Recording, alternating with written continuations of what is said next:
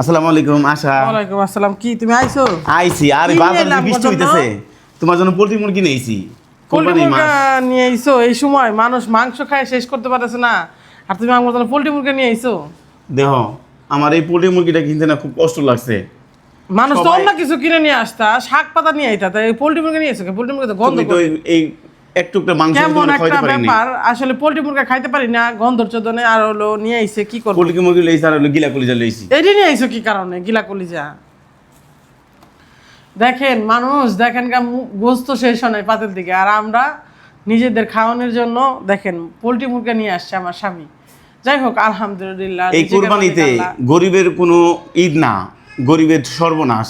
এই কুরবানিতে এক টুকরা গরুর মাংস আমার বোর্ডের আমি তুলে দিতে পারিনি আমার বাচ্চাটিরে। আমার এতটা খারাপ লাগতেছে। সবাই কত ফ্রিজ বইরা গরুর মাংস কুরবানি হয়তো বলতে পারেন যে হানিমুন করে আসছেন, তখন টাকা কিভাবে বের হয়েছে? আসলে টাকা পয়সা তো আসিল জমানো, ওই ওর চক্করে পরে টাকাগুলো নষ্ট করছি। আমার বাচ্চারও মার্কেট করে দিতে পারিনি, খা খুব কষ্ট লাগে এই কথাটা মনে হইলে।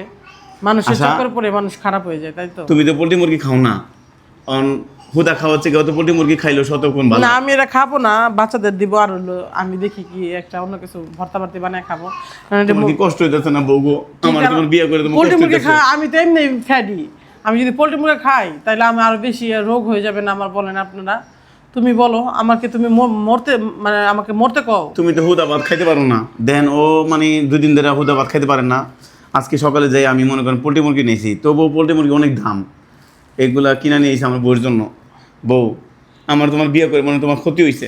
যাই হোক, আসলে আগে এক সময় ডাল দিয়েও ভাত খাইতে পারতাম না। পোল্ট্রি মুরগা নিয়ে আসছে, তাও তো অনেক কিছু। আমার বাচ্চাগুলো তো ভালো খাইতে পারবে, আমার বাচ্চাগুলোর মুখে হাসি দেখতে পারবো, এটাই অনেক কিছু। মাহিন বলতেছে যে মা দেখো, ভিডিওতে দেখা যায় অনেকেই কত সুন্দর করে গরুর মাংস রান্না করছে, তুমি গরুর মাংস মা নিয়ে এসে রান্না করতা। আমি কোত্থেকে নিয়ে আসবো? আমার বাচ্চারা তো আমাকে বলে যদি আমি আনিয়ে দিতে পারতাম। যাই হোক, এরকম অনেকের বাচ্চাই অনেকের কাছে চাচ্ছে যে খাবার দাবার মা গরুর মাংস নিয়ে আসো না কেন। আচ্ছা। কিন্তু কি বলবো, আমি আসলে দুর্ভাগ্য নারী যে আমি আমার সন্তানের মুখে ভালো খাওয়ান তুলে দিতে পারিনি। আল্লাহ তাআলা যা রাখছে আলহামদুলিল্লাহ।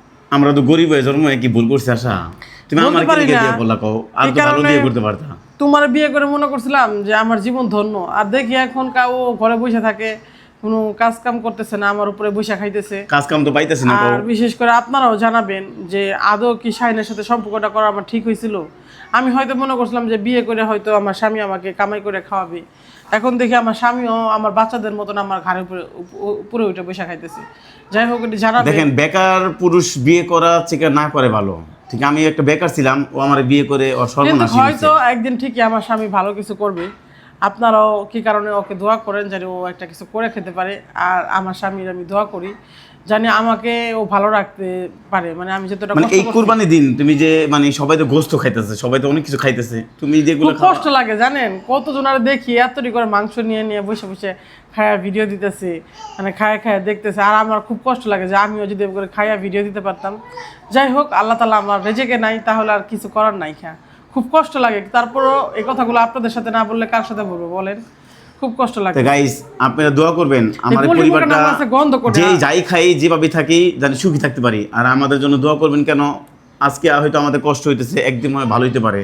আপনি আমাদের জন্য দোয়া করবেন, আমাদের সুখী পরিবারের অবশ্যই জন্য। সবাই দোয়া করলে আমরা একসময় ঠিকই ভালো কিছু করবো ইনশাল্লাহ। সবাই ভালো থাকবেন, সুস্থ থাকবেন। এই পর্যন্ত রইল।